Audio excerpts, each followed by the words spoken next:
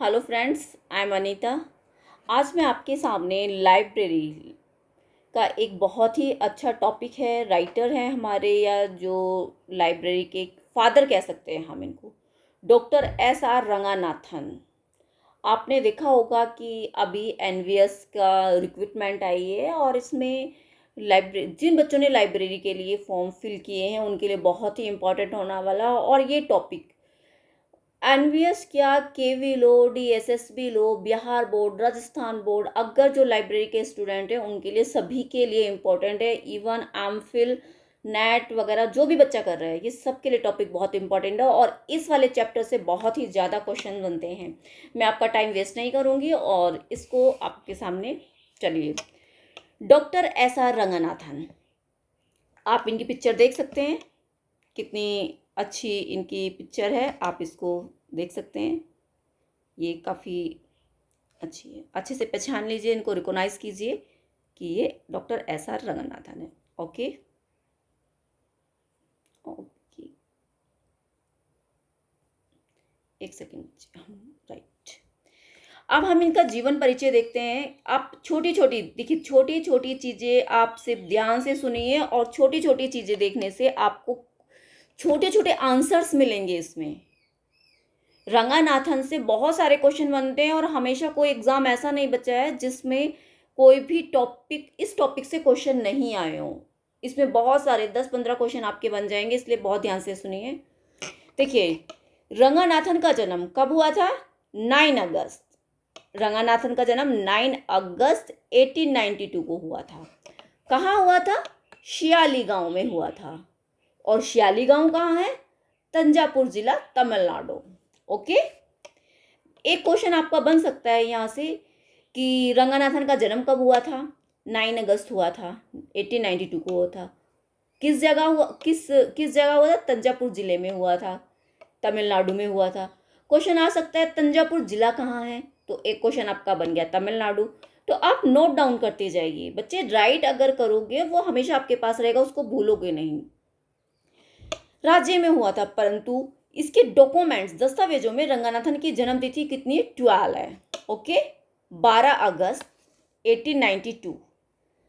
इसका actual birth 9 अगस्त हुआ था। अगर आपको पूछते नेचुरल, मतलब कि इसका ओरिजिनल बर्थ, तो 9 अगस्त है, और डॉक्यूमेंट्री इसका 12 अगस्त है। अगर ऑप्शन में 9 अगस्त और 12 अगस्त दोनों दिया हुआ है तो आपको क्वेश्चन देखना होगा कि एक्चुअल मांगा या डॉक्यूमेंट्री मांगा। डॉक्यूमेंट्री तो 12 अगस्त, अदरवाइज 9 अगस्त। ओके, रंगनाथन के पिता का नाम एन रामरिता था।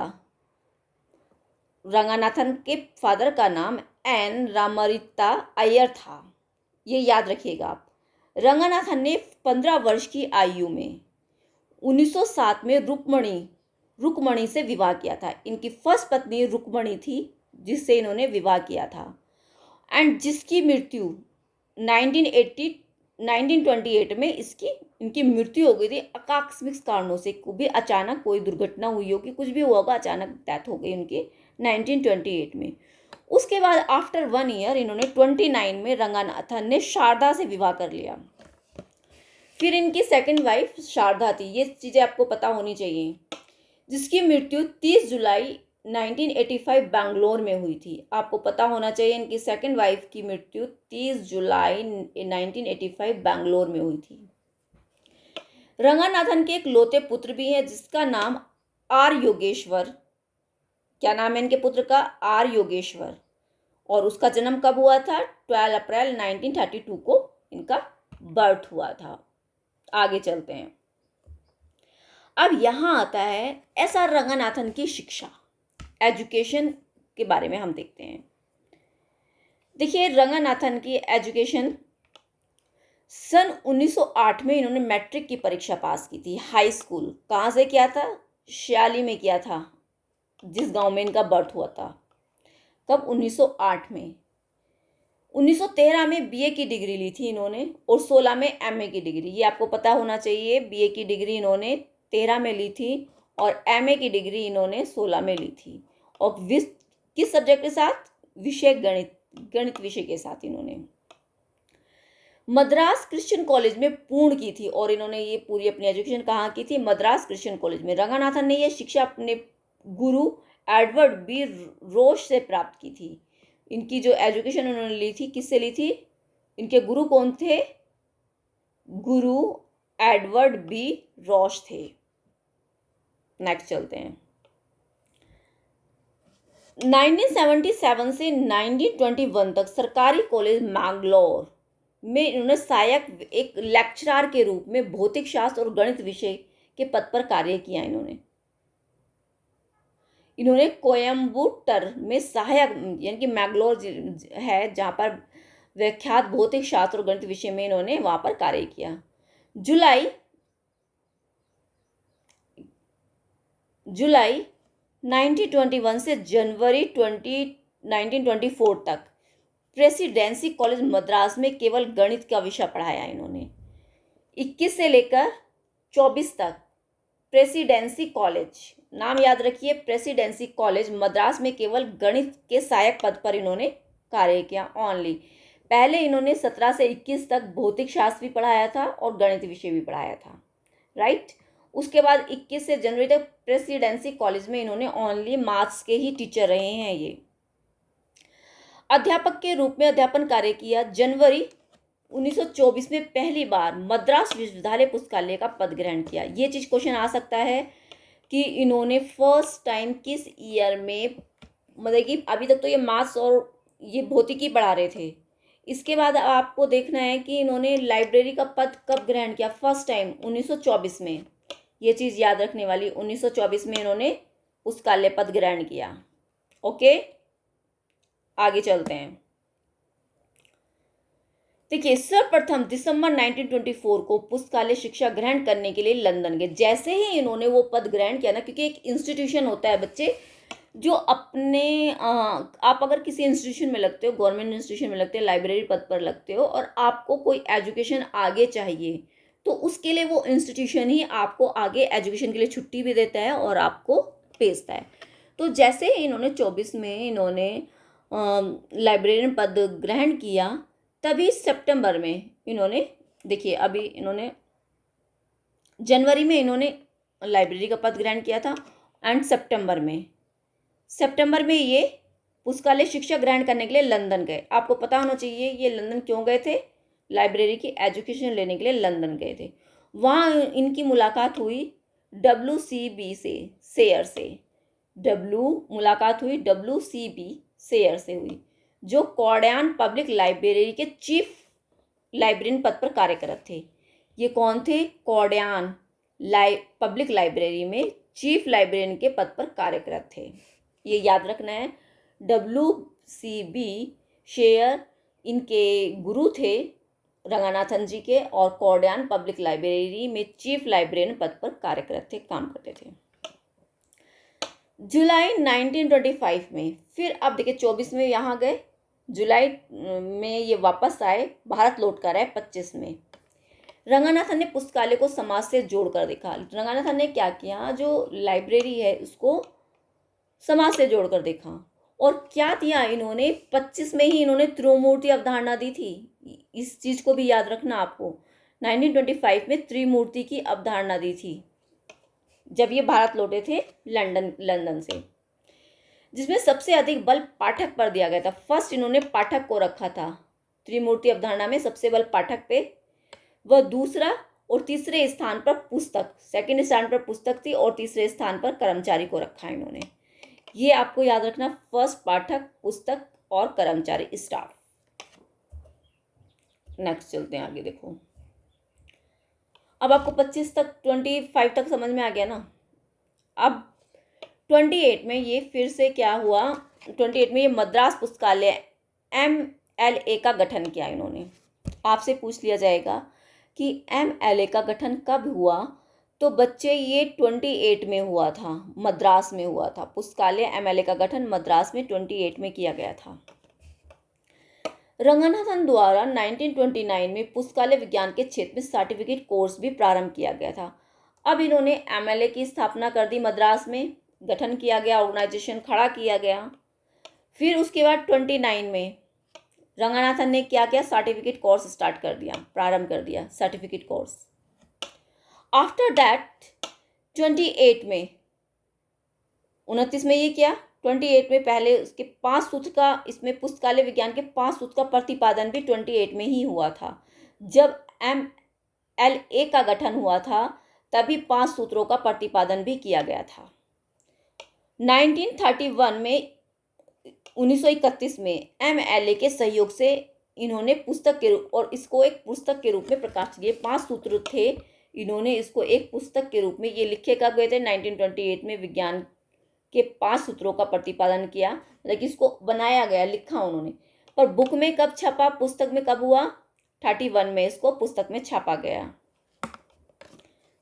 समझते जाइए, देखिए चीजें बहुत समझना बहुत जरूरी है। आप देखिए, अब इन्होंने CC, आप क्लासिफिकेशन वर्गीकरण वगैरह पढ़ेंगे तो उसमें आएगा, इन्होंने कैटेगरी वाइज 1933 में पुस्तकालय वर्गीकरण किया और द्विबिंदु वर्गीकरण, यानी कि मीन्स उसको हम CC कहते हैं, 2 बिंदु वर्गीकरण को हम CC कहते हैं। इस पद्धति का निर्माण किया, कब किया, 1933 में इन्होंने द्विबिंदु वर्गीकरण किया, जिसको हम CC कहते हैं। नेक्स्ट 34 में क्लासीफाई कैटलॉग CCC, 33 में CCC और 34 में CCC का पहला संस्करण प्रकाशित किया इन्होंने। बस आपको ये याद रखना है, 33 में CCC एंड 34 में CCC कैटलॉग कोड्स का प्रकाशन किया, जिसमें विभिन्न प्रकार के सूचीकरण उपसूत्र उपलब्ध थे। 1945 में रंगानाथन ने 21 वर्ष की पुस्तकालय अध्यक्ष की नौकरी को त्यागते हुए मद्रास छोड़ दिया, और 21 वर्ष की आयु में इन्होंने क्या किया, पुस्तकालय की नौकरी को त्याग दिया, छोड़ दिया, मद्रास छोड़ दिया इन्होंने 21 वर्ष की आयु में। उसके बाद देखते हैं कि इन्होंने क्या किया आगे। आप याद रखिए, 45 में रंगनाथन 21 वर्ष के हो चुके थे और इन्होंने उस टाइम पुस्तकालय की अपनी नौकरी मद्रास को छोड़ दिया था। 45 से 1947 2 वर्ष तक ये BHU में इन्होंने हिंदू विश्वविद्यालय बनारस, BHU, ये 2 वर्ष इन्होंने 1945 से 1947 तक बनारस हिंदू विश्वविद्यालय BHU में पुस्तकालय के पद पर कार्य किया इन्होंने। वह लगभग वहाँ पर इन्होंने क्या किया, 1 लाख पुस्तकों का वर्गीकरण किया था, कैटलॉगिंग किया था, क्लासीफाई किया था उन्होंने 1 लाख पुस्तकों का। इसी दौरान elements of library classification 9 step of classification नामक पुस्तक का भी प्रकाशन किया। आप इसको देख सकते हैं, इस 9 स्टेप ऑफ क्लासिफिकेशन नामक पुस्तक का प्रकाशन भी किया इन्होंने। BHU में ही हुआ था, ये चीज़ याद रखनी है आपको। 1948 में रंगनाथन ने दिल्ली यूनिवर्सिटी में प्रोफेसर का पद ग्रहण किया। 1948 में रंगनाथन ने दिल्ली यूनिवर्सिटी में प्रोफेसर का पद ग्रहण किया था। आपको पता होना चाहिए कि कब इन्होंने पद ग्रहण किया था, 1948 में इन्होंने प्रोफेसर का पद, और जहां 1955 तक लगातार कार्य करते रहे ये। 1948 में दिल्ली यूनिवर्सिटी द्वारा रंगनाथन ने एक डिलीट की उपाधि का भी सम्मान से इन्हें प्रदान की गई, उनको डिलीट की उपाधि भी पूरक प्रदान की गई थी, वो भी दिल्ली में की गई थी। याद रखना, डिलीट की उपाधि इन्हें कब मिली थी, दिल्ली में मिली थी 1948 में। 1948 में मॉरिस ग्रेगर द्वारा रंगनाथन को फादर ऑफ लाइब्रेरी साइंस कहा गया। फादर की उपाधि जो इन्हें फादर नाम दिया गया, किसने दिया था, मॉरिस गैगर ने। याद रखिए, मॉरिस गैगर ने 1948 में रंगनाथन को लाइब्रेरी साइंस का फादर कहा गया था। Okay, next. सन 1951 में रंगनाथन ने यूनेस्को के सहयोग से इंडोस की स्थापना की। 51 में इन्होंने, देखिए 51 में रंगनाथन ने यूनेस्को के सहयोग से इंडोस की स्थापना की, राइट। रंगनाथन ने सन 1944 में 1950 तक ILA की अध्यक्षता की और सन 1949 से 1950 तक ए बी गिला के संपादक के रूप में कार्य किया है। ए बी गिला के रूप में संपादक के रूप में इन्होंने कार्य किया, ये भी आपको पता होना चाहिए। इससे बहुत सारे क्वेश्चन बनते हैं बच्चे। देखिए, एनल्स, बुलेटिन्स, ग्रंथालय, Indians library association. Okay, Ranganathan ने सन 1950 में classification research group CRG, Ranganathan ने क्लासीफाई रिसर्च ग्रुप, C से क्लासीफाई, R से रिसर्च, G से ग्रुप, प्रोफेसर के पद पर भारत की ओर से प्रतिनिधित्व किया था 1950 में, जिसका संचालन फिड द्वारा किया जाता है। क्लासिफिकेशन रिसर्च ग्रुप जो 1950 में हुआ, इसका संचालन किसके द्वारा किया जाता है बच्चे? फिड के द्वारा किया जाता है, फिड के द्वारा। सन 1950 में रंगनाथन एक विशेष यात्रा के तहत यूएस गए और 50 में ही वो कहाँ गए थे? यूएस गए थे। यूएस से लौटने के पश्चात उन्होंने 51 में रंगनाथन ने क्लासिफिकेशन एंड कम्युनिकेशन नामक पुस्तक लिखी। 51 में जब वो यूएस से लौटे थे तो उन्होंने क्लासिफिकेशन एंड कम्युनिकेशंस नामक पुस्तक लिखी। ओके, 1964 तक लगातार कई देशों में भ्रमण किया इन्होंने। पुस्तकालय शिक्षा को बढ़ावा दिया, जिसमें अमेरिका, कनाडा, जापान, भारत में यूनिवर्सिटी उज्जैन में 1959 तक अतिथि शिक्षक के रूप में भी कार्य किया इन्होंने। सन 1962 में documentations research training centre DRTC की स्थापना बेंगलोर में की। आपको पता होना चाहिए, कि 1962 में documentation research training centre DRTC, D से डॉक्यूमेंट्री, R से रिसर्च, T से ट्रेनिंग सेंटर की स्थापना कहाँ हुई थी? बेंगलोर में हुई थी। सन 1961 में बेंगलोर में ही Sharada Ranganathan endowment for library science सरला की स्थापना की गई। 61 में बेंगलोर में ही Sharada Ranganathan endowment for library science सरला की स्थापना की गई। वर्तमान में इस संस्था को रंगनाथन के समस्त प्रकाशन अधिकारी कॉपीराइट भी प्राप्त है और यहाँ पर इसके सरला में काफ़ी सारे रंगनाथन के कॉपीराइट्स भी रखे हुए हैं, जो कहाँ पर है? बेंगलोर में है। और कब हुई थी? 1961 में। चलिए आगे। किसी वीडियो में भी आपको इस तरह से पूरा एक ही वीडियो में डिटेल नहीं समझाया जाएगा। आप इसको पोस्ट करके देखिए, हाफ करके देखिए, पर इसको देखिए जरूर। 1964 में टिप्सबर्ग यूनिवर्सिटी यूएस द्वारा डीलिट की उपाधि प्रदान की गई TA। ओके, ये याद रखने वाली बात है। 64 में टिप्सबर्ग यूनिवर्सिटी यूएसए में है, ये आपको पता होना चाहिए। यूनिवर्सिटी कहाँ है? यूएसए में। और यहाँ से क्या गया था? डीलिट की उपाधि प्रदान की गई थी। अब आती है बारी सम्मान और पुरस्कार की। उनको कौन कौन से सम्मान और पुरस्कार मिले हैं? 1935 में भारत सरकार द्वारा रॉय साहेब के खिताब से सम्मानित किया गया। कब? 1935 में रॉय साहेब के खिताब से सम्मानित किया गया। 29 अक्टूबर 1957 में भारत सरकार द्वारा पद्मश्री पुरस्कार भी इनको प्रदान किया। आपको डेट पता होनी चाहिए ये।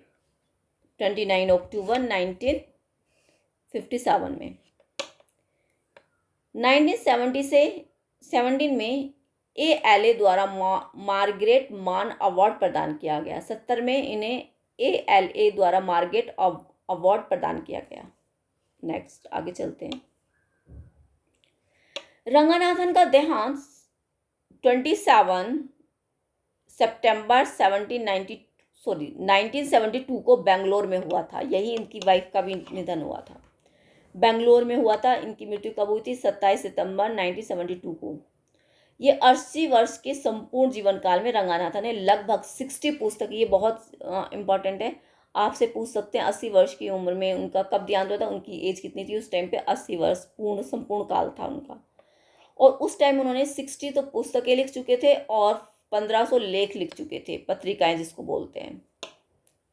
60 पुस्तकें और 1500 लेख 72 में। पुस्तकालय विज्ञान विषय का निर्माण किया, वे प्रत्येक क्षेत्र में कार्य किया। सन 1987 में रंगनाथन द्वारा निर्मित कोलन क्लासिफिकेशन सीसी का 7वां संस्करण प्रकाशित हुआ। देखिए ये याद रखने वाली बात है। 1972 में वो स्वर्ग सिधार गए थे।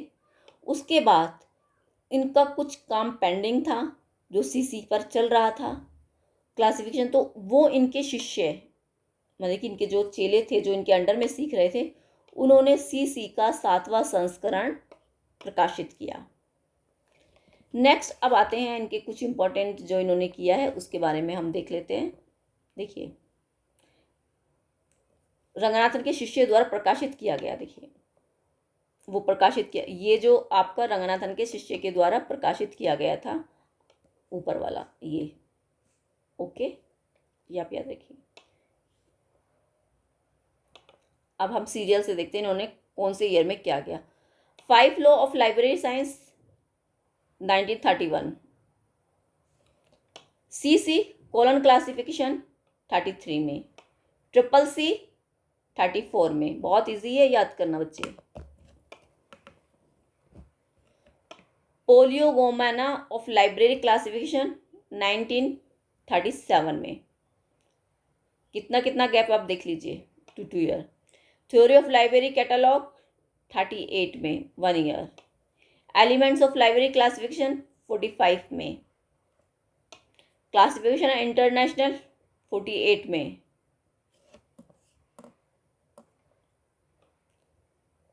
फिलोसफी ऑफ लाइब्रेरी क्लासिफिकेशन 50 में किया उन्होंने। क्लासिफिकेशन ऑफ एंड कम्युनिकेशंस 51 में।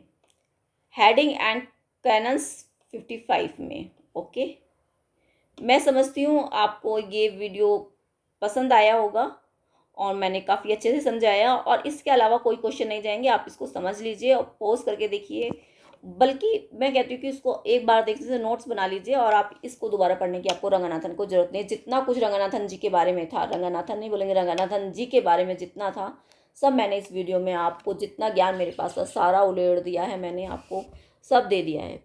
बस आप चैनल को लाइक कीजिए, सब्सक्राइब कीजिए। अगर आपको ऐसी ही वीडियो आगे चाहिए तो आप मुझे कमेंट्स में लिखिए, तो मैं आगे वर्क करूँगी, ठीक है। और शेयर कीजिए, सब्सक्राइब कीजिए। और ऐसी वीडियो आपने शायद नहीं देखी होगी। Thank you.